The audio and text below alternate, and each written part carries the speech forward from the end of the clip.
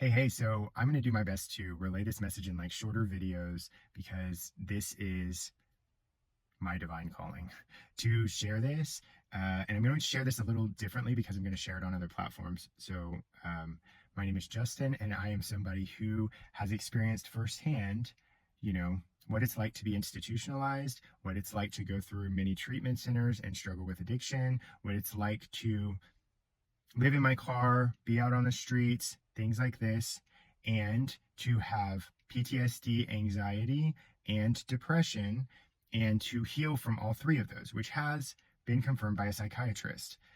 And here's what I want to say about all these people that are getting behind, because I followed divine guidance after my awakening in 2023, visions that I was directly shown from God, source, spirit, things that I was directly shown that I am supposed to create, play a role in creating. So I created a nonprofit that is geared towards helping people get off the streets, build community, and truly heal.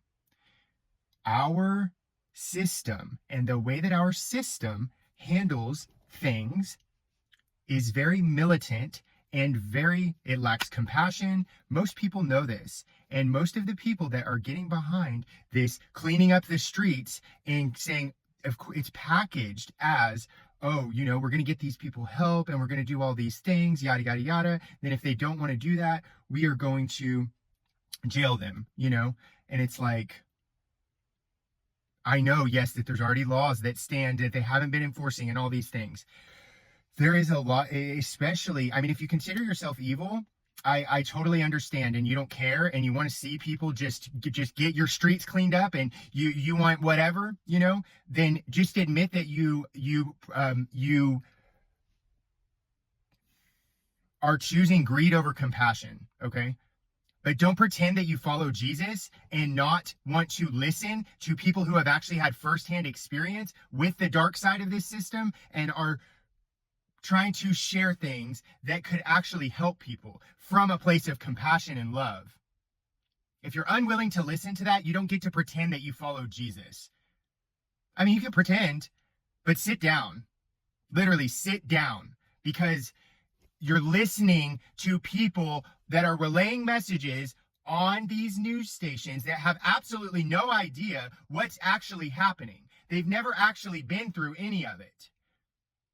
At this time, we're being called into a time where we hold greater compassion for other human beings.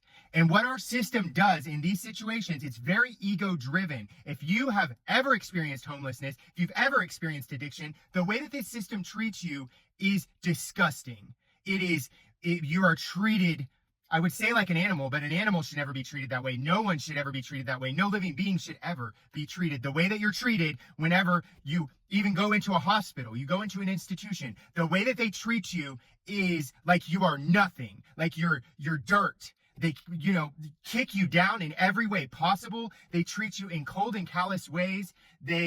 I'm telling you, I have been through it many times in many different ways. And most people don't live to escape the cycles and heal. Like, I have had it confirmed by a psychiatrist that I have healed from PTSD, anxiety, and depression. Nobody tells you that. The institutionalization, the institutions, the psych wards and things like that, places like that, they run on the pharmaceutical industry. This pumps the pharmaceutical industry, and it keeps people stuck in these cycles, never looking any deeper at how they can heal and how they can truly, from a healed place, recreate their lives. It gives them just enough to be able to get by and to never see things from another angle. Nobody's trying to help them escape that. They're just trying to, oh, well, you're down here. We'll just help you get through. Here, take this medication. Go take this little course and then go get yourself a job and work in this, make $10 an hour when you can't even afford to live. You know what I mean? Like, you can't afford to live on $20 an hour. You can't afford to get housing or anything like that. So it's like, all I'm saying is the divine has directly worked through me and shown me things after my awakening to create as compassionate solutions for these things. And I think it's really important at this time especially if you consider yourself religious or you consider yourself a follower of Jesus. It's not about the people relaying the messages on the news. They're just relaying messages. They haven't lived these experiences firsthand. And most people, you never really hear about these stories because most people, I've never even heard of anyone that had healed from these things. It was just my divine path in this life to heal so I could share this and so I could create this thing, create more compassionate solutions. I promise you, even when you go into a hospital, the way that you're treated, if they see that you've been homeless or that you're a drug addict, is like you are nothing. You are dirt, and they will just medicate you and try to get you through and shove you back into the workforce, and you won't make even enough money to get by when you're starting out like that, when you've come in with nothing. But there's no compassion. It is cold, it is callous, it is heartless. So we're really being called to listen to people who have actually been through these experiences at this time.